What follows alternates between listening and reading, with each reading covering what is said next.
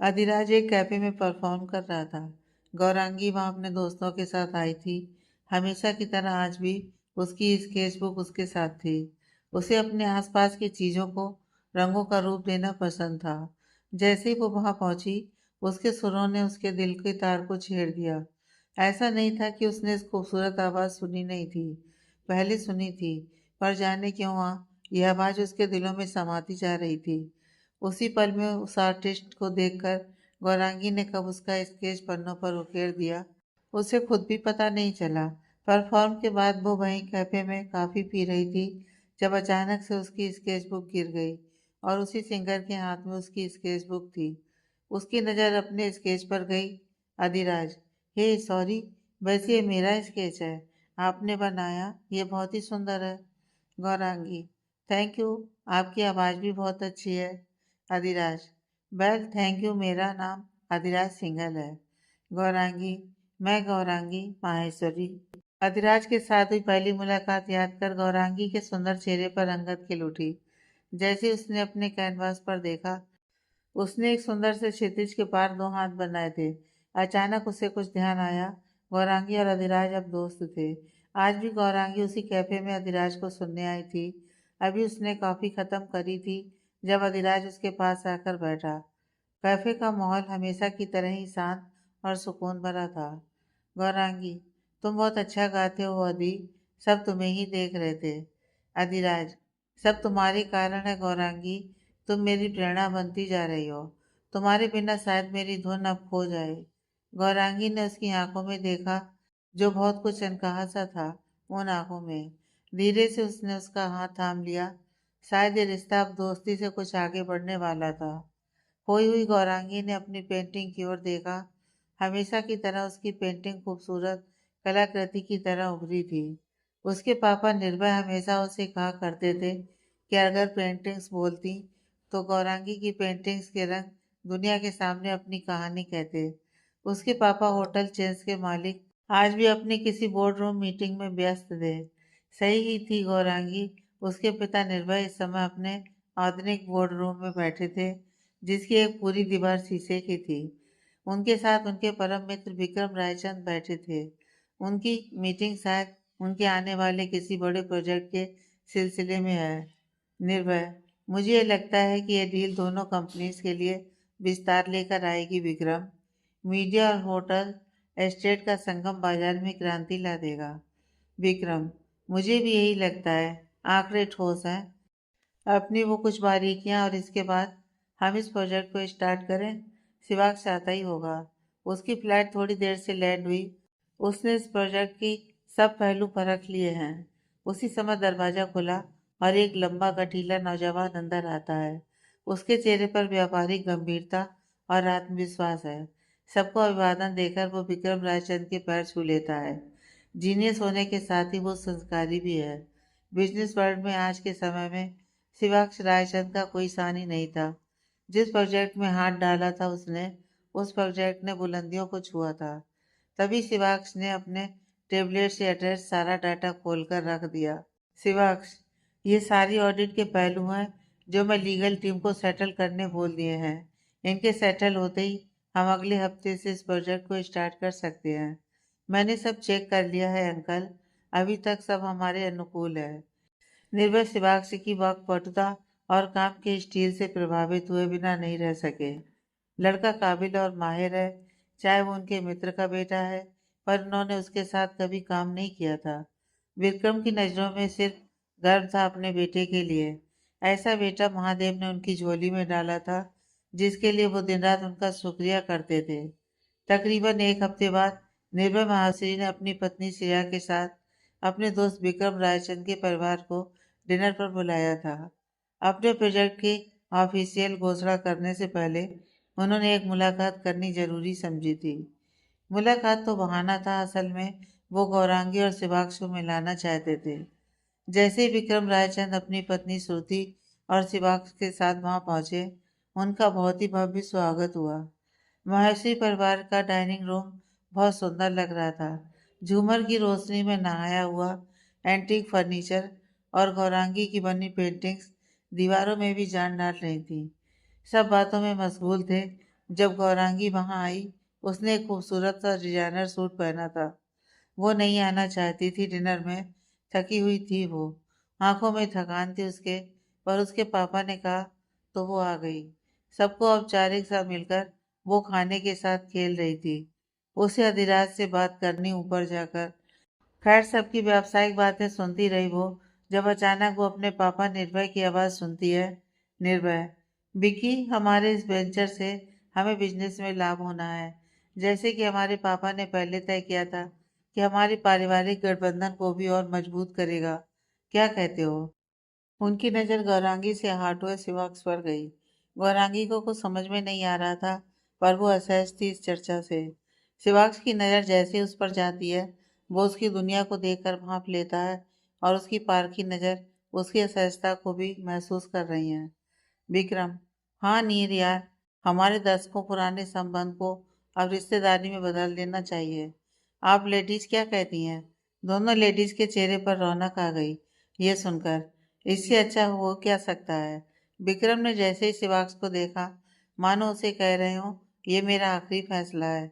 कुछ हद तक गौरांगी को बात समझ में आ रही है। उसका दिल जैसे धड़कना बंद कर गया। उसके चेहरे की सारी रंगत ही खत्म हो जाती है। शिवाक्स के चेहरे पर एक रहस्यमयी मुस्कान तैर जाती है। श्रेया, बिल्कुल अब बच्चे बड़े हो गए हैं। ये संबंध हम दो परिवारों को हमेशा के लिए जोड़ देगा। गौरांगी को लगा उसके सपनों की दुनिया किसी ने उसके सामने ही बिखेर दी हो। उसके होंठ इस प्रस्ताव के लिए ना करना चाहते हैं, पर आवाज नहीं निकल रही थी उसके मुंह से। उसके सामने सिर्फ अधिराज का चेहरा था, जिसके साथ उसने अपने भविष्य के सपनों में रंग भरे थे। डिनर खत्म हो चुका था। जब से शादी का प्रस्ताव की बात हुई थी, उसके बाद गौरांगी अपने आप में ही थी नहीं। पता नहीं कैसे उसने खुद को रोका हुआ था अपने माता पिता से सवाल करने को। बस रायचंद परिवार के सामने कुछ कहना नहीं चाहती थी वो। आखिरकार प्यार तो करती ही है वो अपने पेरेंट्स से, और उसे अपने घर की इज्जत का मोल भी पता ही था। पर जैसे ही रायचंद परिवार ने डिनर के बाद उनसे विदा ली, गौरांगी से अब और सब्र नहीं हुआ। वो बस फट पड़ी अपने पेरेंट्स पर। गौरांगी, आप ऐसे कैसे कर सकते हैं? माँ पापा, मेरी जिंदगी का इतना अहम फैसला आपने बिना मुझसे पूछे कैसे ले लिया? श्रेया, गौरांगी, हमने फैसला कहाँ लिया है? हमने तो अभी सिर्फ प्रस्ताव रखा है आप दोनों बच्चों के सामने। निर्भय, और आप इतना घबरा क्यों रही हैं? हम कोई कल ही आपको विदा थोड़ी न कर रहे हैं। श्रेया और निर्भय ने दरवाजे से लॉबी में आते हुए कहा। उन्हें लगा एकदम से शादी की बात सुनकर गौरांगी का ऐसे व्यवहार करना नॉर्मल है, पर गौरांगी कैसे समझाए उन्हें कि उसे ये बात ही नागवार है, चाहे प्रस्ताव है या कुछ भी। गौरांगी, मुझे नहीं पता ये क्या था, जो भी था पापा, मुझे ये बिल्कुल मान्य नहीं है, उसने दृढ़ता से कहा, पर कहीं ना कहीं उसकी आवाज कांप रही थी। श्रेया, ये क्या तरीका है गौरांगी बात करने का? पापा है सामने, जो भी कहना है आराम से कहो। गौरांगी, मुझे नहीं पता मॉम, पर मैं इस प्रस्ताव को अभी ठुकरा रही हूँ। ये मेरी जिंदगी है, आपकी कोई व्यापारिक सौदा नहीं। गौरांगी को पता भी नहीं चला कि भावनाओं के आवेश में वो बोल क्या गई है। श्रेया और निर्भय सुनकर सुन रह गए। उनकी अपनी बेटी उनका सौदा होगी, वो ये सोच भी कैसे सकती है? निर्भय, ये सोचती हैं आप हमारे बारे में गौरांगी? खैर, अगर ये सोचती हैं आप, तो मैं भी आपको बता दूं, ऐसा कुछ नहीं है। ये कोई व्यापारिक सौदा नहीं है। हाँ, पर माता पिता होने के कर्तव्य के नाते ये तुम्हारे भविष्य के लिए हमारे द्वारा लिया गया फैसला है। गौरांगी गहरी सांस लेते हुए उसकी आंखों में आंसू आ गए थे। मैं आपका यह फैसला नामंजूर करती हूँ। मैं शिवाक्ष रायचंद से शादी नहीं कर सकती हूँ। निर्भय और श्रेया ने एक दूसरे की तरफ देखा। उन्हें लग रहा था कि गौरांगी बचपना कर रही है, पर उसका इतना सटीक इनकार सुनकर वो भी परेशान हो गई। श्रेया, लेकिन क्यों नहीं? तुम जानती भी नहीं उसके बारे में। वो हर तरह से तुम्हारे काबिल है, बुद्धिमान है, सफल है, अच्छे परिवार। गौरांगी बीच में काटते हुए, जानना भी नहीं है मुझे उसे, क्योंकि मैं किसी और से प्यार करती हूँ। गौरांगी के शब्द सुनकर कमरे में पूरा सन्नाटा छा गया। निर्भय का चेहरा सख्त हो गया और श्रेया के मुंह से आहट निकली। निर्भय, आवाज में ठंडक। क्या बकवास है ये गौरांगी? कौन है वो? किस खानदान से है? गौरांगी नजरें हटाकर, अधिराज सिंगल पापा, हम कॉलेज से एक दूसरे के साथ हैं। हमने साथ में सपने देखे हैं, मैं सिर्फ उससे शादी करूंगी। सिया झकझोरते हुए, हद हो गई है तुम्हारी गौरांगी, ये सिला दिया है तुमने मेरी परवरिश का। गौरांगी, मॉम, आप एक बार उससे मिलकर तो देखिए, यकीन मानिए आप उसे पसंद करोगे। निर्भय व्यंग्यात्मक लहजे में, मिलकर देखूं उसे, जो एक नाइट सिंगर है, पब में गाता है, जिसके खानदान का कुछ अता पता नहीं है, कोई सिंगिंग कॉन्ट्रैक्ट मिलता है तो वहां से अपने आइडियल रवैये की वजह से निकाल दिया जाता है। जैसे ही निर्भय ने कहा, सिया ने उसकी तरफ पलटकर देखा। वो हैरान थी। निर्भय, ऐसे क्या देख रही हो श्रेया? मानता हूँ लाडों से पाला है इसे, तो ध्यान देना फर्ज है मेरा। जानता था इसका दोस्त है, वो कभी पूछा नहीं, रोक नहीं लगाई। सच्चा दोस्ती है ठीक है, पर जिंदगी तो मैं इसके साथ खराब नहीं करने दूंगा। गौरांगी स्तब्ध थी फिर भी। पापा, वो संघर्ष कर रहा है, बहुत टैलेंटेड है वो मेरे लायक है पापा। श्रेया गुस्से में, बात यहाँ पैसे और प्रतिभा की है ही नहीं गौरांगी। जो तुम्हारे पापा ने बताया उसके हिसाब से वो लड़का तुम्हारे लिए सही नहीं है, कोई भविष्य नहीं है उसका। आर्टिस्ट तुम भी हो, तुम आज जिस मुकाम पर हो अपनी मेहनत से हो, क्योंकि तुमने अपने काम की इज्जत करी। पर जिस लड़की का कोई विजन ही नहीं है जिंदगी में, वो हमारी बेटी का जीवन साथी तो दूर की बात, दोस्त भी नहीं हो सकता, तो उससे मिलने का सवाल ही नहीं उठता। गौरांगी, आप ऐसे कैसे कह सकते हैं पापा? आपकी धारणा गलत भी तो हो सकती है। उसकी बहस सुनकर अब निर्भय को भी गुस्सा आ गया था। बच्चे कभी कभी कुछ नहीं समझते। निर्भय मेज पर हाथ पटकते हुए, आज उसके लिए तुम्हारे पापा गलत हो गए गौरांगी। खैर, हमें उस जैसे सैकड़ों का अनुभव है गौरांगी, हम जानते हैं तुम्हारे लिए क्या सही है। शिवाक्ष हर मायने में तुम्हारे लिए सही है, वो लॉन्ग टर्म पार्टनर होगा तुम्हारे लिए। रिश्तों की वक्त की कदर है उसे, और तुम्हारी कला की भी कदर ऐसा सच्चा इंसान ही कर सकता है। ये फैसला तुम्हारे और हमारे परिवार सबके लिए बहुत अच्छा है। मैं तुम्हारी बेवकूफ़ी में तुम्हें कुएं में नहीं धकेल सकता, इसलिए अब तो ये शादी होकर रहेगी। उनकी बात सुनकर उसका चेहरा देख गौरांगी जान गई थी कि उसके माता पिता का आखिरी फैसला है, वो अब नहीं सुनेंगे उसकी। पर उसने अपने अंदर कुछ टूटता हुआ सा महसूस किया, पर वो अधिराज से भी दूर नहीं जा सकती थी। जिंदगी की किरण है वो उसकी।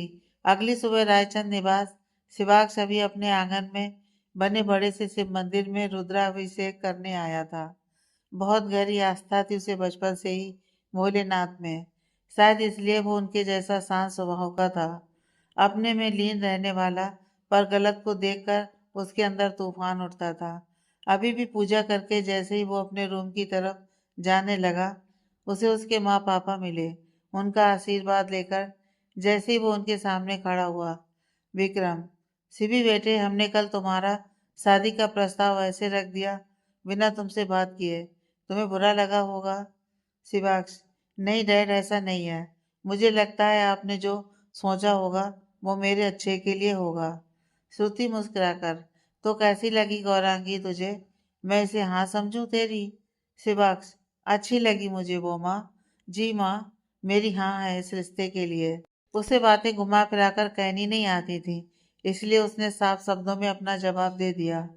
शिवाक्ष, बाकी आप उनसे पूछ लीजिए, मैं चलता हूँ डैड, ऑफिस में मेरी मीटिंग है, कहकर अपने रूम की तरफ बढ़ गया वो। जैसे ही अपने रूम में पहुंचा, लॉकर खोलकर कुछ था जिसके ऊपर हाथ फिराकर उसने कहा, शिवाक्ष, होना तो तुम्हें मेरा ही पड़ेगा, तुम हमेशा मेरे साथ ही रहोगी। कुछ देर उसे देखकर उसने लॉकर को बंद कर दिया और एक रहस्यमय मुस्कान के साथ वो ऑफिस की तरफ निकल गया। उधर गौरांगी पूरी रात नहीं सोई थी। वो रात से अधिराज से बात करने की कोशिश में थी, पर उसका फोन ही नहीं लग रहा था। उसे सिर्फ अधिराज से बात करनी थी इस समय। रात से उसने खुद को कमरे में बंद कर रखा था, बेचैनी से इधर उधर टहल रही थी।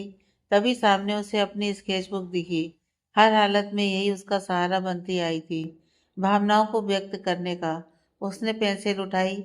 जैसे ही उसने स्केचबुक खोली, उसके हाथ गुस्से में उस पर चलने शुरू हो गए।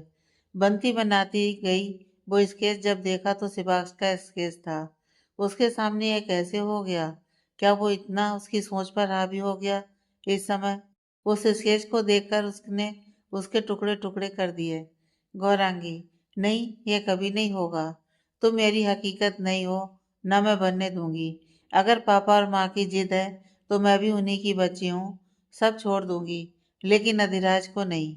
ये गौरांगी माहेश्वरी का फैसला है, उसने दृढ़ इरादे से कहा और सिबेक की तार तार हुई इस केस से अपनी नजर हटा ली।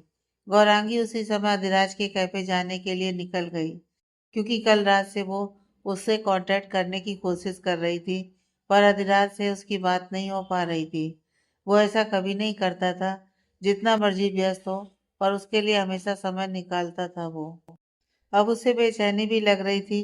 पापा को सब पता है अधिराज के बारे में, तो क्या पापा ने उसे कुछ नहीं? नहीं, पापा ऐसा कुछ गलत नहीं कर सकते हैं। इन विचारों में उलझी वो कैफे में पहुंची। अंदर जाने ही वाली थी जब उसे अधिराज बाहर ही दिख गया। उसको ठीक ठाक देखकर उसके चेहरे पर मुस्कान आ गई। अधिराज, गौरांगी तुम यहाँ, वो भी इतनी सुबह सुबह? गौरांगी बेचैनी से, तो क्या करती, कल से तुम्हारा फोन लगाने की कोशिश कर रही हूँ, पर लग ही नहीं रहा है। अधिराज, अरे हाँ यार, मेरा चार्जर टूट गया, इस वजह से बंद पड़ा है, अभी चार्जर ही लेने जा रहा हूँ।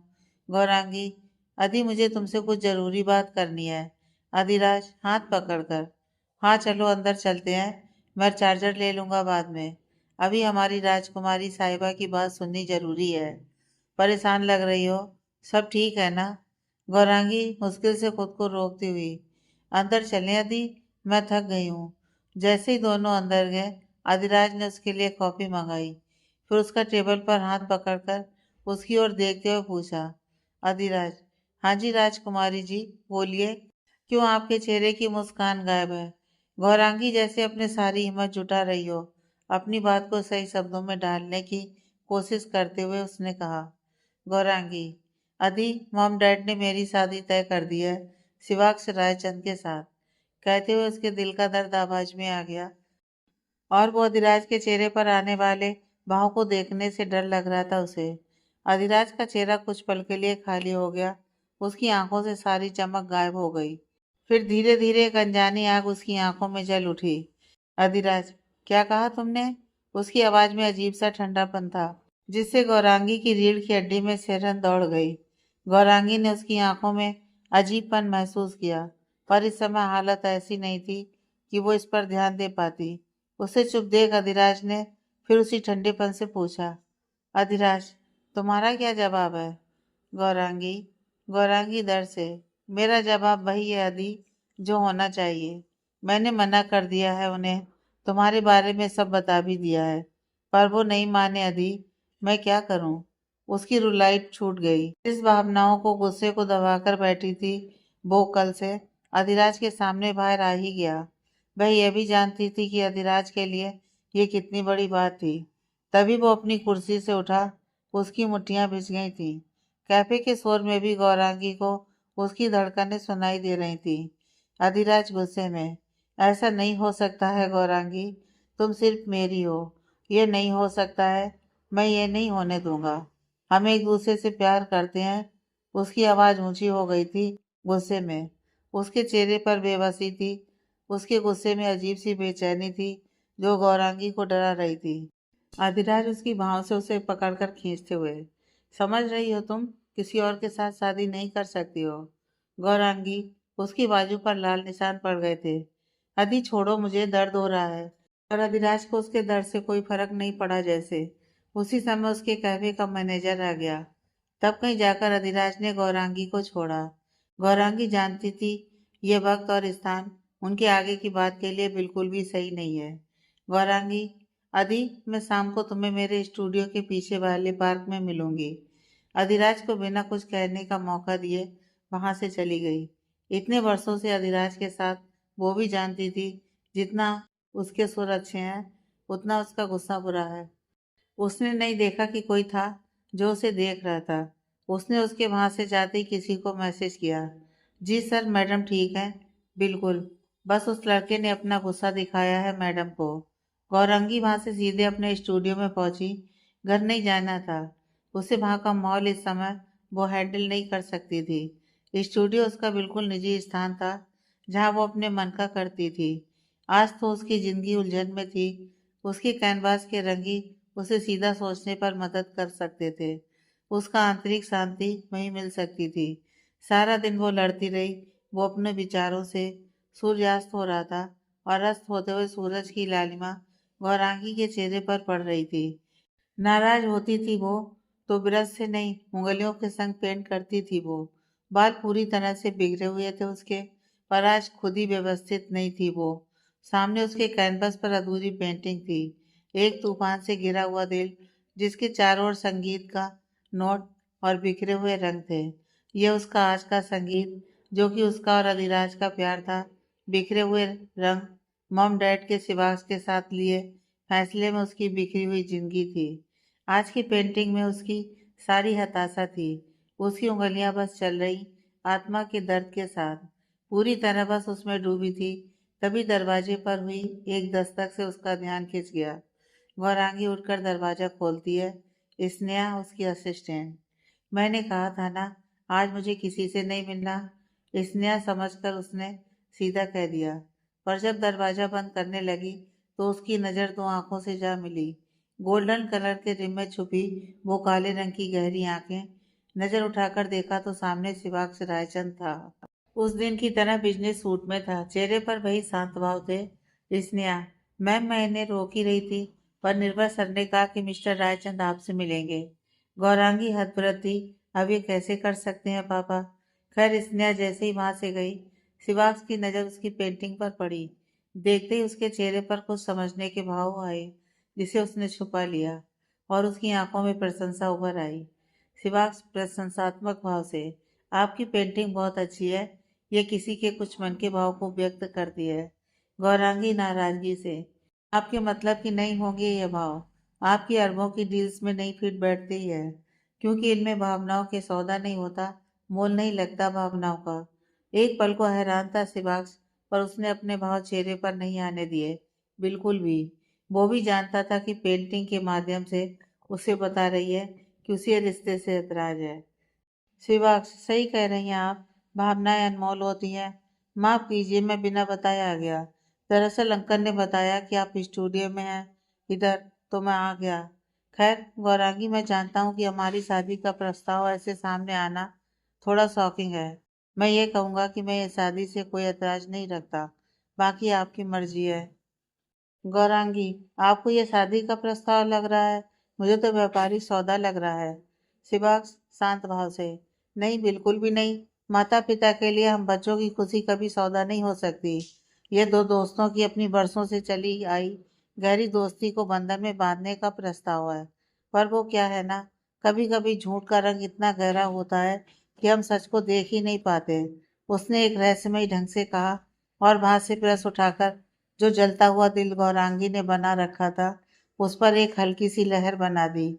वो दिल न केवल सुंदर हो गया, बल्कि बिल्कुल शांत भी हो गया, जैसे उसमें कभी दर्द था ही नहीं। गौरांगी देखती रह गई, बस उसके मुंह से शब्द नहीं निकले। शिवाक्ष सधे लफ्जों में, चलता हूँ मैं, आपका काफी समय ले लिया मैंने। अगली बार आपको इन्फॉर्म किए बिना नहीं आऊंगा। और हाँ, हमारी शादी का फैसला आपकी मर्जी के बिना नहीं होगा। गौरांगी को उसकी सोच के साथ छोड़ वो वहां से चला गया, और उसे परेशान कर दिया। कहना क्या चाहता था। कुछ समय बाद गौरांगी पार्क में पहुंची, जहाँ आज पहली बार था कि अधिराज उससे पहले आकर पहुंच गया था। अधिराज, माफ करना प्रिंसेस, सुबह मुझे कुछ समझ में नहीं आया, तुम पर बिना बात गुस्सा कर दिया। गौरांगी शांत भाव से, कोई बात नहीं अधी, पता है मुझे तुम्हें भी तकलीफ थी। शिवाक्ष ने मुझे कहा है कि आखिरी फैसला मेरा होगा उससे शादी का। मैं उसे मना कर दूंगी तो मॉम डैड भी कुछ नहीं करेंगे। जब शिवाक्ष खुद पीछे हो जाएगा। अधिराज, गौरांगी तुम शिवाक्ष से शादी के लिए हाँ कर दो। गौरांगी उसके शब्द सुनकर सुन्न हो गई। कैसे कह सकता है अधिराज ये, वो बिना लड़े ही हार मान गया। उसे उनके प्यार पर बिल्कुल भी भरोसा नहीं है क्या। अधिराज, क्या सोच रही हो प्रिंसेस, यही ना कि मैं ऐसे कैसे कर सकता हूँ। क्या मैं अपने प्यार से तुमसे दूर भाग रहा हूँ। गौरांगी खुद को संभालते हुए, हाँ अधी, तुम ये कैसे कर सकते हो। मैं तुमसे दूर नहीं होने वाली।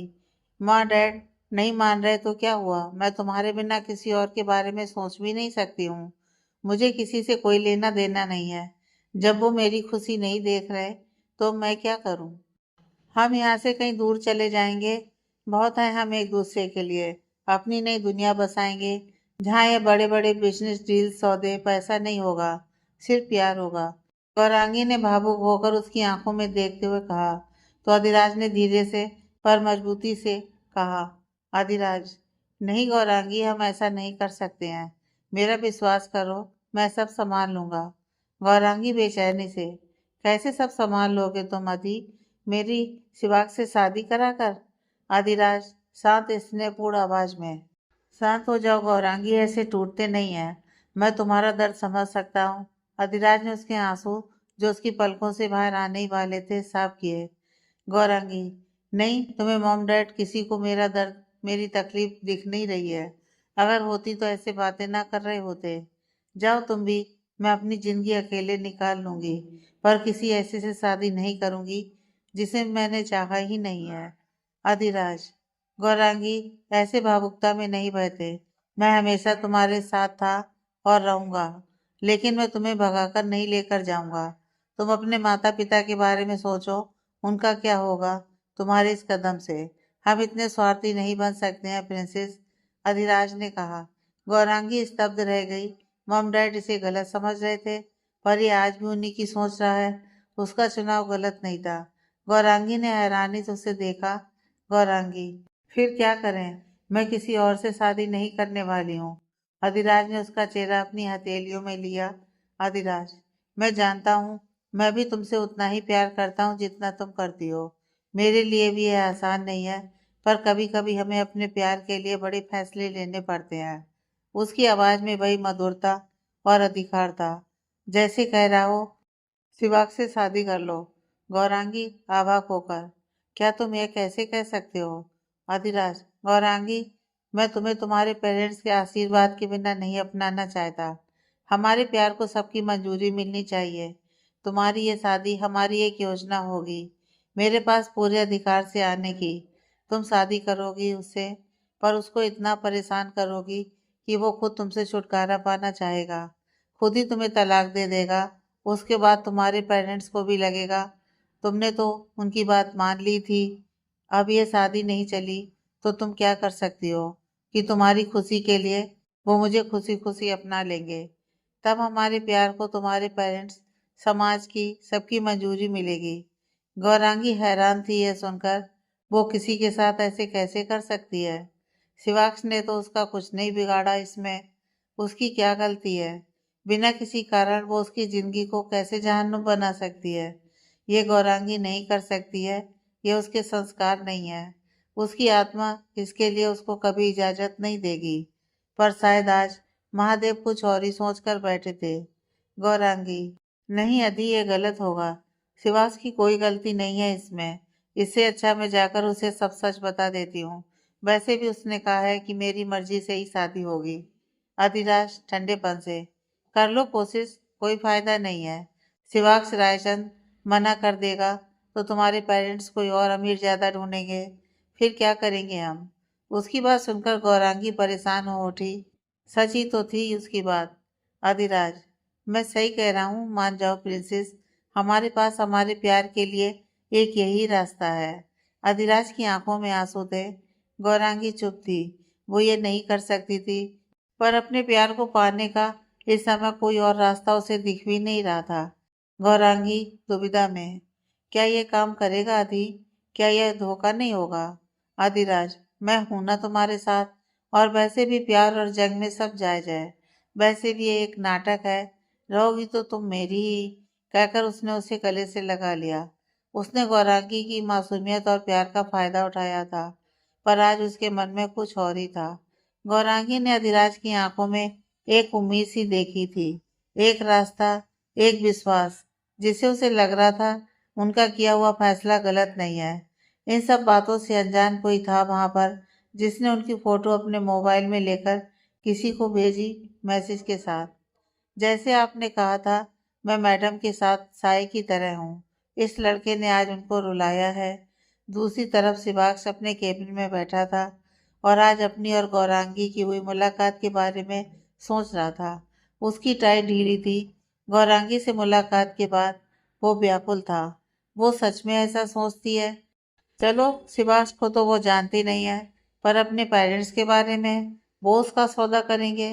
सामने उसके एक कागज पड़ा था जहां उसकी और गौरांगी के जन्म दिनांक लिखे हुए थे। शिवाक्ष को अंकशास्त्र का बहुत ज्ञान था। उनके अंक साफ दिखाई दे रहे थे। उनका योग बहुत पुराना है, कुछ गहरा अलौकिक रूप से जुड़ा हुआ है। पर क्या गौरांगी कभी समझेगी, जब ये आजकल की सदी में इस सब में कौन मानता है। अपने दादाजी से सीखा था। ये अचानक उसको उनको कई बात याद आई। कुछ रिश्ते ब्रह्मांड ने पहले ही निर्मित कर दिए होते हैं बेटा। हम चाहे ना चाहे वो हमें खोज ही लेते हैं। सोचते हुए बेचैन होकर जैसे उसने अपनी आंखें बंद की, गौरी का गुस्से से भरा चेहरा, उसकी उदासी से भरी पेंटिंग उसके सामने आ गई। बेचैन होकर उसने आंखें खोल दी। खिड़की की तरफ बड़ा अंधेरा था चारों तरफ। वो अंधेरा जिससे वो उसे हमेशा से बचाना चाहता था। हर मुमकिन कोशिश करेगा, उसे वो इन अंधेरों में खोने नहीं देगा। शिवाक्ष, मेरे रहते आपके ऊपर कोई आंच भी नहीं आएगी गौरी। उसने अपनी जेब से अचानक एक फाइल निकाली और उसे अपने अधरों से लगा ली। गौरांगी घर पहुंची थी। आज उसका सर दर्द से फटा जा रहा था, खासकर अधिराज से मिलने आने के बाद से। बेनता परेशान थी वो इन उलझी हुई कड़ियों से। पिछले 2 दिनों ने उसकी जिंदगी में उथल पुथल मचा कर रख दी थी। सिवाक से उसकी शादी की बात अपने पेरेंट्स के साथ उसकी जिंदगी में पहली बार बहस हुई थी, वरना उसकी जिंदगी के इन 25 सालों में उसके माँ पापा ने कभी उससे ऊंची आवाज में बात तक नहीं करी थी। ऊपर से अधिराज का उसे शादी करने के लिए हाँ कहने को कहना। उसने अधिराज को हाँ तो कर दी थी, पर वो मन से इस बात के लिए सच में तैयार नहीं थी। कैसे वो शिवाक्ष की जिंदगी खराब कर सकती थी। उसका इन सब में कोई दोष नहीं था। यह दोष था कि उसका रिश्ता आया है उसके लिए। इन्हीं सब कारणों से आज उसका सर फट रहा था। इसी चक्कर में वो बस जाकर अपने कमरे में लेटना चाहती थी। कुछ नहीं करना था उसे। उसका दिमाग काम ही नहीं कर रहा था। जैसे ही वो अपने रूम में जाने लगी, ध्यान ही नहीं दिया कि उसके पापा निर्भय लिविंग रूम में बैठे थे। शायद उसका ही इंतजार कर रहे थे। जब उसकी मॉम श्रुति ने उसे ऐसे जाते देखा, उसने उसे रोकना चाहा, तो निर्भय ने उसे इशारे से मना कर दिया। जैसे ही गौरांगी अपने रूम में चली गई, श्रुति, आपने मुझे गौरांगी को रोकने क्यों नहीं दिया। हालत देखी आपने उसकी, सुबह से निकली अभी आई है। चेहरा देखो कितना उतरा हुआ है, शायद कुछ खाया भी नहीं है, उसने फिक्र करते हुए कहा। तो निर्भय ने एक गहरी सांस ली। निर्भय, आपको क्या लगता है श्रुति, मैं नहीं देख रहा ये सब। आखिर पिता हूँ उसका, नाजों से पाला है उसे। दर्द नहीं दूंगा उसे कभी, पर कभी कभी बच्चों को बड़े जख्म से बचाने के लिए उनकी छोटी सी चोट देनी पड़ती है। निर्भय ने कहा तो श्रुति ने सहमति में सिर हिला दिया। सच कहा था उसने। जैसे बच्चों को चलना सीखने के लिए गिरने देने की जरूरत होती है, इस समय उन्हें भी गौरांगी के लिए ये सब करना पड़ेगा। आखिर उसके भविष्य का सवाल है। निर्भय, चलिए बाम दीजिए मुझे, सर दुख रहा है बिटिया का। सो गई होगी, बाम लगा दें, कुछ आराम आएगा उसे। श्रुति और निर्भय जैसे ही रूम में गए, सो चुकी थी गौरांगी।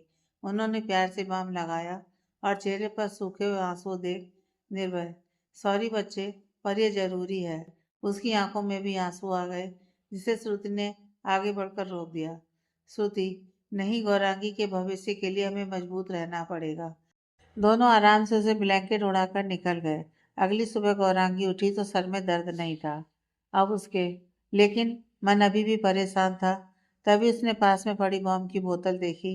देखते ही आंखें भर आईं उसकी। जानती थी माँ पापा आए होंगे रात को। गौरांगी, क्यों माँ, क्यों पापा, जब इतना चाहते हैं आप मुझे, तो मान क्यों नहीं जाते आप कि मेरी खुशी शिवाक्ष के साथ नहीं, आदिराज के साथ है। क्यों आप 3 जिंदगी खराब करना चाहते हैं। उसका मन भर आया। तभी उसके फोन पर मैसेज का बीप बजा। उसने फोन उठाकर देखा तो अधिराज का मैसेज था। Good morning princess, please Gaurangi, अपने फैसले से बदलना मत। हमारे प्यार का वास्ता है तुम्हें, अब सिर्फ यही रास्ता है हमारे पास। प्रिंसेस, हमारे प्यार को पाने का सब तुम्हारे हाथ में है। और हाँ, एक बात कभी मत भूलना, मैं हमेशा तुमसे प्यार करता हूँ। गौरांगी उसका मैसेज पढ़कर फिर से उसी कसमकस में पड़ गई। अधिराज बार बार उसे वो करने को कह रहा था जिसका उसका दिल गवाही नहीं दे रहा था। पर तभी उसके दिमाग में जैसे आवाज आई, क्या सोचे जा रही है गौरांगी तू। आदि जो भी कह रहा है सही ही तो है। अगर शिवाक्ष नहीं तो कोई और सही, पापा तेरी शादी अधिराज से कराने को नहीं मानेंगे। इससे अच्छा तो यही है कि मैं अधी के हिसाब से शिवाक से शादी कर उसे ही मजबूर कर दूं मुझे तलाक देने को। फिर माँ पापा समझेंगे अधी का मेरे लिए प्यार सच्चा है और मुझे किसी को भी खोना नहीं पड़ेगा। रही बात शिवाक्षी की, मैं करना नहीं चाहती, पर वो आज मेरे और मेरे अधिराज के बीच में खड़ा है तो कुछ दर्द तो उसे भी सहना ही पड़ेगा। दिल से काम लेने वाली गौरांगी का आज का फैसला अधिराज के कारण दिमाग से हो गया था। मन में ठान कर उठी, तैयार होकर नीचे पहुंची। वो तो देखा कि उसके पेरेंट्स ब्रेकफास्ट कर रहे थे। श्रुति, गौरांगी आओ ब्रेकफास्ट करो। गौरांगी चुपचाप आकर अपने चेयर पर बैठ गई। पहली बार था कि उनके बीच कोई बात नहीं हो रही थी। जैसे ही गौरांगी ने कुछ खा लिया, निर्भय ने पूछा, निर्भय, गौरांगी, कल सिवाग साहब के स्टूडियो आया था। गौरांगी ने बस हाँ में अपना सिर हिला दिया। तभी श्रुति ने उसका सर सहला दिया। श्रुति, गौरी, हम आपका गलत नहीं सोचेंगे कभी बेटे। फिर क्यों आप ऐसे सोच रही हैं? गौरांगी, मुझे कुछ नहीं सोचना है माँ, बहुत सोच लिया मैंने। और जैसा कि आपने कहा आप लोग मेरा गलत नहीं चाहेंगे तो मुझे आपकी मर्जी मंजूर है। उसने बेमन से कहा तो उसके माता पिता ने एक दूसरे की तरफ देखा। निर्भय, मतलब आप सिबाग से शादी करेंगी? गौरांगी अनमने भाव से, जब आपने मेरे लिए कोई और ऑप्शन छोड़ा ही नहीं पापा, तो हाँ करूंगी ये शादी। पर इस शादी का जो भी अंजाम होगा उसके जिम्मेवार आप होंगे। बिना उनकी कोई बात सुने वो बैग उठाकर घर से निकल गई। श्रुति डरते हुए, निर्भय, शादी ऐसे गुस्से में नहीं हुआ करती है। ये लड़की आप जानते हैं अपने गुस्से में कुछ नहीं देखती है। निर्भय, जानता हूँ तभी शिवाक्स को चुना है मैंने इनके लिए। यकीन मानिए वो संभाल लेगा हमारी गौरांगी को हर तरफ से। एक दिन हम दोनों ही यहाँ होंगे और यही गौरांगी आपको शिवाक्स के साथ हंसती मुस्कुराती हुई मिलेगी। निर्भय ने यह कहकर श्रुति को गले से लगा लिया। स्वाभाविक थी दोनों की चिंता, पर उसे शिवाक्स पर विश्वास था, शायद खुद से भी ज्यादा। दूसरी तरफ विक्रम को जैसे ही निर्भय का गौरांगी की हाँ का फोन आया, वो और श्रेया खुशी से झूम उठे। आखिर उनके बेटे का रिश्ता तय हुआ था। श्रेया ने तुरंत भोग अर्पण करवाया महादेव को। तभी शिवाक्स ऑफिस जाने के लिए नीचे अपने पेरेंट्स को इतना खुश देखकर वो हैरान हुआ थोड़ा सा। शिवाक्स, क्या बात है माँ, बहुत खुश लग रहे हो आप। और खीर का भोग कुछ खास है क्या? श्रेया, अरे खास जैसा खास, मेरे बेटे का रिश्ता तय हो गया है। शिवाक्स उनकी ओर हैरानी से देख रहा था तो विक्रम ने उसे खीर खिलाते हुए कहा, विक्रम, अरे बुद्धू, गौरांगी ने हाँ कर दिया है। अभी निर्भय का फोन आया था। जैसे ही शिवाक्स ने यह सुना, उसके चेहरे पर भी एक स्माइल आ गई। सुकून भरी थी ये स्माइल। श्रेया, मैं बहुत खुश हूँ विक्रम, मैं आज ही सगाई का मुहूर्त निकलवाऊंगी। आप ऑफिस मत जाना, हम आज ही पुरोहित के पास बनारस चलेंगे। विक्रम, जैसा आप कहें, आपकी माँ बाबरी हो गई है शिवाक्ष। श्रेया, आप नहीं समझेंगे, एक बेटा है मेरा, सब अरमान पूरे करने हैं मुझे। विक्रम, बिल्कुल चलिए, आप तैयारी कीजिए, मैं सोहम को कहता हूँ हमारे जाने का बंदोबस्त करे। दोनों शिवाक्ष को एक बार फिर से गले लगाकर वहां से चले गए। शिवाक्ष सीधा महादेव के मंदिर में गया। आज उसके दिल को अजीब सा सुकून मिला था। शिवाक्ष, आपको आना ही था मेरे पास गौरांगी, अब जाकर मुझे सुकून मिल रहा है। मैं अब आपको कुछ नहीं होने दूंगा। मेरे पास रहेंगी आप तो मेरे दिल को तसल्ली रहेगी। आखिर वादा किया था मैंने खुद को, और शायद हमारा मिलन भी महादेव ने सोच कर ही रखा था। धन्यवाद महादेव, कृपा रखना कि मैं इस कारज को निभा सकूं। घर से निकलकर गौरांगी सीधा शहर से दूर अपने मनपसंद छोटे से कैफे में पहुंची। यह छोटी सी पहाड़ी पर बना हुआ था, बहुत से पेड़ पौधों के बीच में। सुबह कॉफी नहीं पी पाई थी तो वो एक कॉफी की सख्त जरूरत थी उसे। अधिराज को फोन किया था उसने ये बोलने को कि वो उसके प्लान के मुताबिक शादी के लिए हाँ कर आई है अपने पेरेंट्स को। अधिराज ने कहा वो उससे मिलने आना चाहता है, पर उसे अपने एक म्यूजिकल इवेंट के लिए आज शहर से जाना पड़ रहा है। वो बिफर पड़ी थी उस पर कि वो ऐसे में उसे अकेले कैसे छोड़ सकता है। पर आखिर में अधिराज की मजबूरी उसी को समझनी पड़ी। जब अधिराज यहाँ नहीं था तो गौरांगी ने इस कैफे में आने की सोची। अधिराज को यहाँ आना पसंद नहीं था। उसे जाने क्यों वो स्टारबक्स की कॉफी पसंद थी या फिर ओबेरोक्स की। यहाँ की कॉफी उसे लगता था कि चीप है, इस बात को लेकर उनमें बहस होती थी, पर गौरांगी को लगता था कि हर व्यक्ति की अपनी पसंद होती है। वो अपनी पसंद की टेबल की ओर बढ़ी, जो बिल्कुल बाहर थी।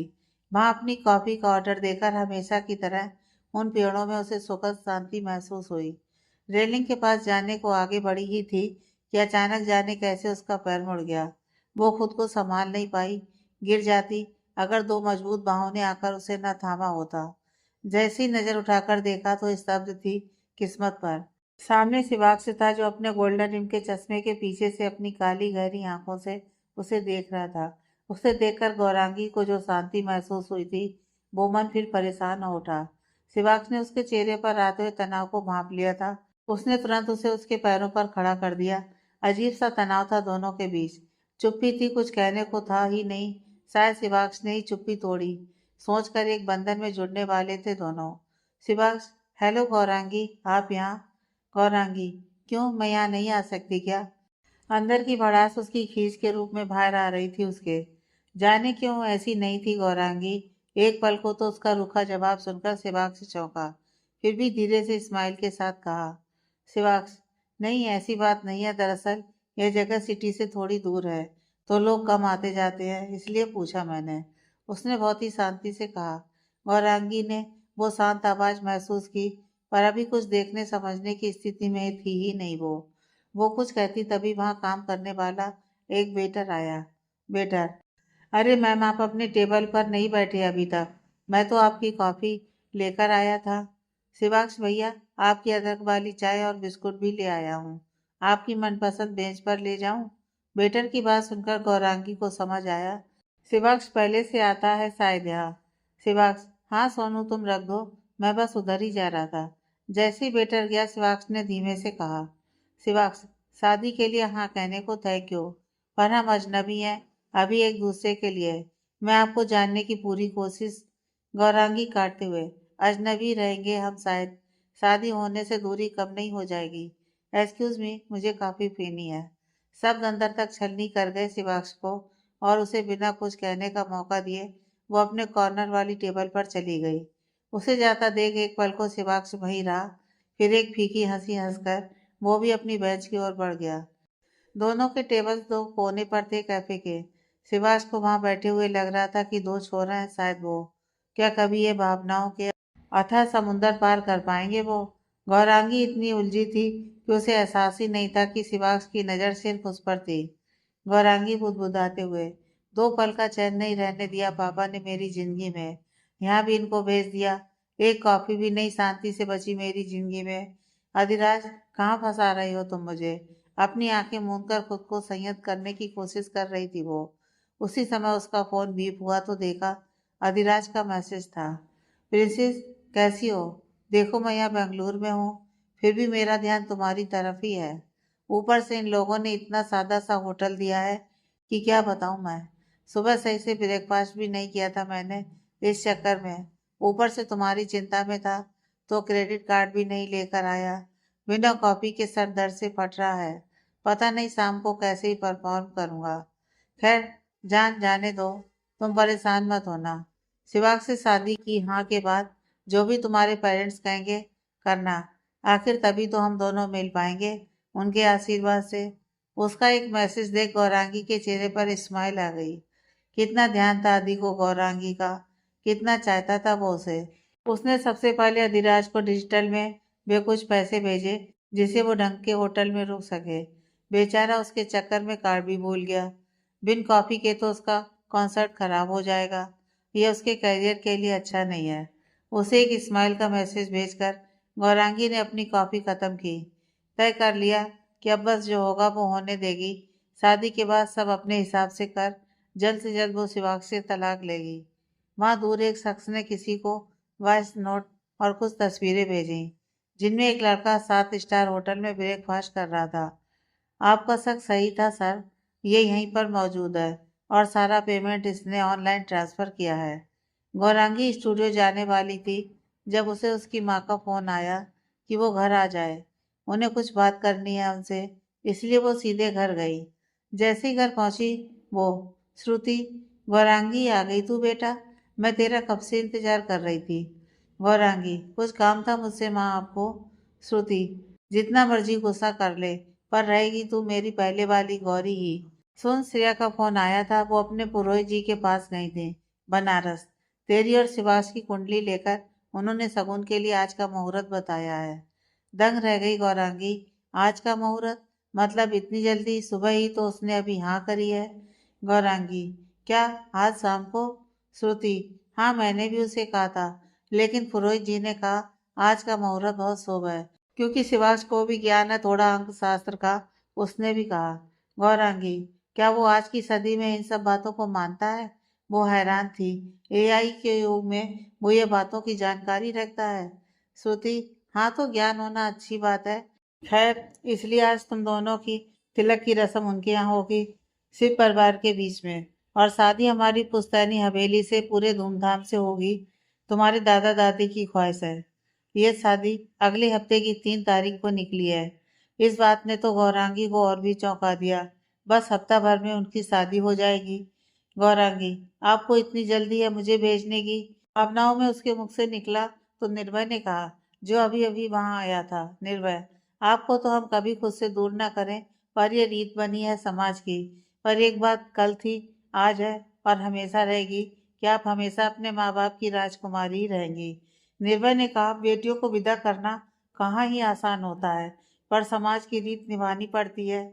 यह सुनकर सब भूलकर गौरांगी अपने पापा के गले लग गई। उनसे दूर होना कभी सोचा नहीं था उसने, और कितनी जल्दी उसके उनसे दूर जाने का वक्त आ गया। आंखें भर आई थी तीनों की। तभी निर्भय ने कहा, निर्भय, अच्छा भाई, मेरी माँ पापा से बात हुई है लंदन में, वो आज नहीं पहुंच पाएंगे पर शादी तक आ जाएंगे। और श्रुति, ये देखिए मैं गौरांगी के लिए आज शाम की तिलक की ड्रेस लाया हूँ। जैसे ही श्रुति ने वो पैकेट खोला, उससे ज्यादा गौरांगी हैरान थी। उसके पापा शायद दुनिया की हर चीज उठा लाए थे उसके लिए, गहने क्या और शगुन की ड्रेस। शायद ही किसी ने ऐसी ड्रेस देखी हो। अपने माँ पापा के खिले हुए चेहरे देखकर उसके मन में एक बार भूख सी उठी। वो इन्हें इतना बड़ा धोखा देने जा रही है। तभी उसके दिमाग में कहीं अधिराज की आवाज गूंजी, यही सही है गौरांगी, इससे सही नहीं है कुछ। कल को सब समझेंगे इस बात को। माँ पापा भी उसे खुश देखकर, उसे हंसता हुआ देखकर उसकी इस गलती के लिए उसे माफ कर ही देंगे। पर क्या वो खुद को माफ कर पाएगी इस बात के लिए? शाम में माहेश्वरी परिवार रायचंद हवेली पहुंच गया था। एक बार को गौरांगी हैरान रह गई अपनी नजर के सामने उस घर को देखकर। घर तो नहीं कह सकते, महल ही था। ऐसा नहीं था कि उसका अपना घर छोटा था, पर इस घर से उसे कुछ अनदेखा जुड़ाव सा महसूस हो रहा था। एक असीम शांति सी उसकी आत्मा को छू गई जैसे ही उसने अपना कदम रखा यहाँ। गौरांगी ने कार से बाहर कदम ही रखा था कि जब उसे संग की ध्वनि सुनाई दी, जो उसकी आत्मा को छू रही थी। उसने देखा तो उसके पेरेंट्स के चेहरे पर खुशी थी। तभी उसने देखा शिवाक्ष की माँ सामने आई, आरती की थाल के साथ। श्रेया, शिवाक्ष की चाहत थी, जब आप इस घर में पहला कदम रखें तो भगवान के आशीर्वाद से रखें। उसके कहते ही गौरांगी की नज़र सामने खड़े शिवाक्ष पर जा पड़ी, जो आज भी बस अपनी गोल्डन फ्रेम के पीछे अपनी आंखों में गहराई लिए उसके स्वागत में खड़ा था। गौरांगी की नज़र सामने खड़े शिवाक्ष पर पड़ी, जो अपने गोल्डन फ्रेम के ग्लासेस के पीछे अपनी उन गहरी काली आंखों से उसे निहार रहा था। तभी उसकी नज़र शिवाक्ष से हटी जब श्रेया ने आगे बढ़कर उसे गले लगा लिया। चौंक गई गौरांगी स्नेह भरा स्पर्श पाकर। बड़े ही प्यार के साथ रायचंद ने उन्हें अंदर आमंत्रित किया।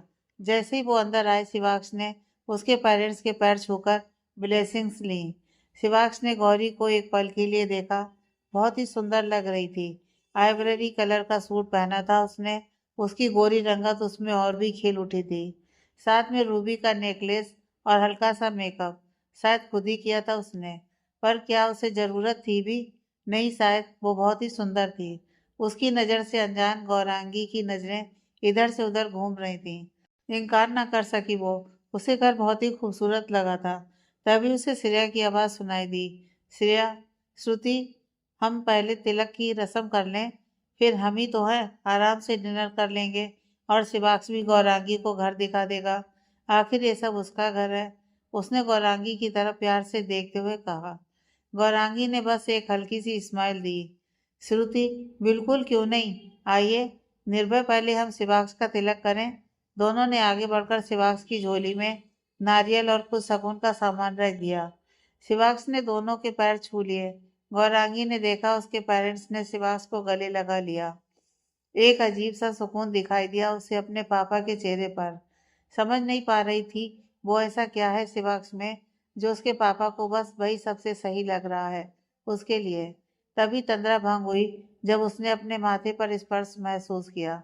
देखा तो श्रेया ने उसका तिलक कर उसकी गोद भर दी थी।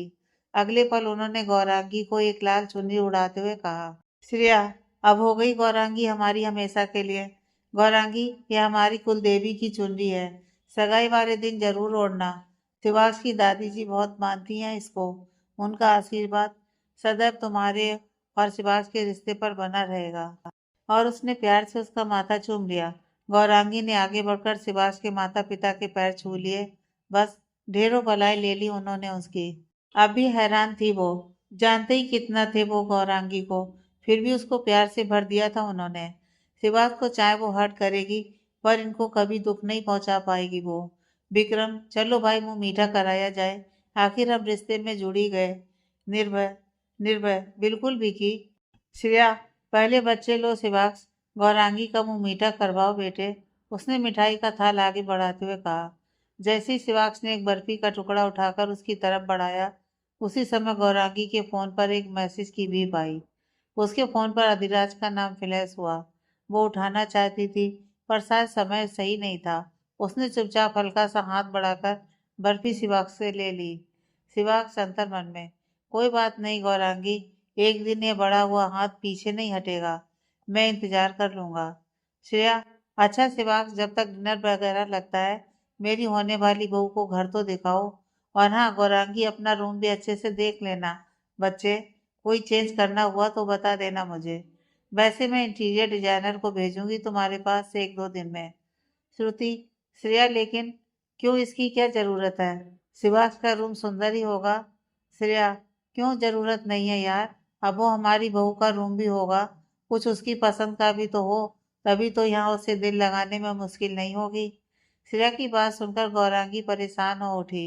अधिराज क्यों उसे इतने अच्छे लोगों के साथ विश्वासघात करने को कह रहा है? वो कुछ और सोच पाती उसने शिवास की आवाज सुनी। शिवास, चलें गौरांगी। गौरांगी चुपचाप बस उसके साथ चल दी। उसका ध्यान अभी भी अपने फोन में था जहां अधिराज का मैसेज अनरीड था। वो उसे पढ़ना चाहती थी जल्द से जल्द। तभी शिवाक्ष की आवाज उसके कानों में पड़ी। शिवाक्ष, अब आप मेरी जीवन संगनी बनने वाली हैं। गौरांगी, तो आपको अपने जीवन के आधार से मिलवाना चाहता हूँ। मेरे महादेव, दादाजी ने इनसे मेरी दोस्ती कराई थी, तब से लेकर आज तक कब ये मेरे दोस्त साथी सब है। गौरांगी ने उसकी बातें सुनी तो पर बेमन से। तभी शिवाक्ष वहां घर के प्रांगण में बने सफेद मार्बल के मंदिर में पहुंचा जहां शिवलिंग और शिव परिवार के स्वरूप मौजूद थे। जैसे ही शिवाक्ष ने अंदर कदम रखा, गौरांगी अनवरत सी उसके बाएं भाग में आ गई उसके साथ। जैसे ही दोनों ने इकट्ठे अंदर कदम रखा, गौरांगी की चुन्नी शिवाक्ष के हाथ को जैसे ही छूकर गई, शिवाक्ष को एक झटका सा लगा। उसे महसूस हुआ, तेज कंपन सा महसूस हुआ उसे अपने दिल में। एकदम से उसे लगा कि उसके सामने हवन कुंड के पास एक हंसती खिलखिलाती लड़की बैठी है। कुछ साफ नहीं था सिवाय उस लाल चुनरी के। तभी उसे मंदिर की घंटी सुनाई दी तो उसने सामने देखा, गौरांगी थी। उसके सामने जो हाथ जोड़े महादेव और देवी पार्वती के आगे सिर झुकाए खड़ी थी। शिवाक्ष अंतर मन में, ये क्या था? मुझे ये अजीब सा क्यों दिखा? जैसे चुनरी ने मुझे छुआ, मुझे ये आत्मिक शांति क्यों महसूस हुई? महादेव, क्या था? गौरांगी के साथ अंदर आते हुए, आज मुझे आपके पास अजीब शांति क्यों लग रही है, जैसे कोई बरसों पुराना लौटा हो मेरे पास। तभी उसे गौरांगी की आवाज सुनाई दी। गौरांगी, चलें? शिवाक्ष हामी में सिर हिलाकर उसे अंदर ले जाता है। गौरांगी बेमन से उसके साथ जा रही होती है, पर उसके मन का हर कोना घर को दिल में बसा रहा होता है। जैसे ही वो शिवाक्ष के रूम में पहुंचती है, गौरांगी एक बार भी नजर उठाकर रूम को नहीं देखती। मन नहीं था उसका। शिवाक्ष, आप देख लीजिए, जो भी चेंज करना है बता दीजिएगा, हमारी शादी से पहले मैं करा दूंगा। गौरांगी कटुता से, कुछ नहीं बदलना है मुझे, मेरी तो पूरी जिंदगी बदली जा रही है, तो एक रूम से क्या ही फर्क पड़ता है। शिवाक्ष परेशान होते हुए, गौरांगी, आप इस रिश्ते से खुश नहीं है? गौरांगी उसकी तरफ देखते हुए। अगर मैं ना कहूंगी तो क्या फर्क पड़ जाएगा? शिवांश को अपने अंदर कुछ टूटता हुआ सा महसूस हुआ ये सुनकर, पर वो शांत था। शिवांश, क्यों फर्क नहीं पड़ेगा गौरांगी? हमने जिंदगी शेयर करनी है, कोई मजाक नहीं है ये। गौरांगी, मजाक तो बन चुका है शिवांश मेरी जिंदगी का। खैर, यह नहीं कहूंगी कि बिना मर्जी की शादी कर रही हूँ। शादी तो आपसे मर्जी से कर रही हूँ, पर हाँ, मेरी नज़र में यह मुझ पर थोपा गया फैसला है। शिवांश स्तब्ध। फिर हमें यह शादी नहीं करनी चाहिए गौरांगी। गौरांगी उसकी ओर देखते हुए। नहीं मानती हूँ, फैसला मेरा नहीं है, पर आज भी मैं अपने पेरेंट्स के फैसले पर सवाल नहीं उठा सकती हूँ। नाराज हूँ थोड़ी सी इस फैसले से। गौरांगी का मन किया उसे अधिराज के बारे में बता दे। आखिर ये इंसान सामने से पूछ रहा है। पर फिर अधिराज का चेहरा उसकी आंखों के सामने घूम गया। उसने मना किया था उसे। शिवांश, फिर भी मैं यही चाहूंगा कि आप मेरी तरफ आए तो पूरे मन से आए, न कि किसी की अधूरी याद लिए। शिवांश के शब्दों ने चौंका दिया उसे। क्या कहना चाहता है ये? इससे पहले वो कुछ पूछ पाती या कह पाती, एक सर्वेंट उन्हें डिनर के लिए बुलाने आ गया। डिनर के बाद गौरांगी और उसका परिवार रायचंद परिवार से विदा लेकर आ गए। सब खुश थे। शिवांश शांत था। उसने कुछ भी गलत नहीं किया था। उसकी इतनी रूखी बातें सुनकर भी। और गौरांगी उलझी पड़ी थी शिवांश में। कैसे उसने उसकी रुखाई पकड़ ली। खैर, जैसे ही वो अपने रूम में पहुंची, सबसे पहले उसने फोन खोला तो देखा अधिराज का मैसेज था। प्रिंसेस, मुझे पता है तुम परेशान होगी, पर कुछ भी गलत न करना अपनी भावनाओं में आकर, जिससे कि हमारे प्लान पर कोई असर पड़े। और बस एक बात हमेशा याद रखना, मैं हमेशा तुम्हारे पास ही हूँ। आज पहली बार गौरांगी को अधिराज के मैसेज पढ़कर घबराहट हो रही थी कि वो सच में गलत कर रही है। उसने तो तकरीबन शिवांश को मना ही कर दिया था। अगर अधिराज इस बात को जानेगा, पता नहीं कैसे रिएक्ट करेगा। आखिर उसने ये प्लान उन दोनों के प्यार के लिए ही तो बनाया है। अपने आप को हद से ज्यादा परेशान होता देख वो बालकनी में बढ़ गई, जहाँ उसका कैनवास और रंग थे। बाल बिखरे हुए थे, फ्रेश हुई नहीं है, मेकअप उतरा नहीं है, पर बैठी है रंग लिए। परेशानी खुशी के साथ ही वही है उसके। जैसी उंगलियां कैनवास पर चलने लगती हैं, लाल हरा नीला हमेशा की तरह मन ने रंगों पर असर कर ही दिया था। देखा सामने आंखें बनी थी कैनवास पर, गौरांगी की अपनी आंखें, जिनमें परेशानी, उलझन और उदासी थी। गौरांगी, कब सुलझेगी ये उलझन? सोचकर जैसे उसने अपनी आंखें बंद की, एकदम से डरकर आंखें खोल दी उसने। एक चेहरा महादेव के सामने शांत चित्त में बैठा दिखा। शिवांश, आगे की कहानी नेक्स्ट पार्ट में।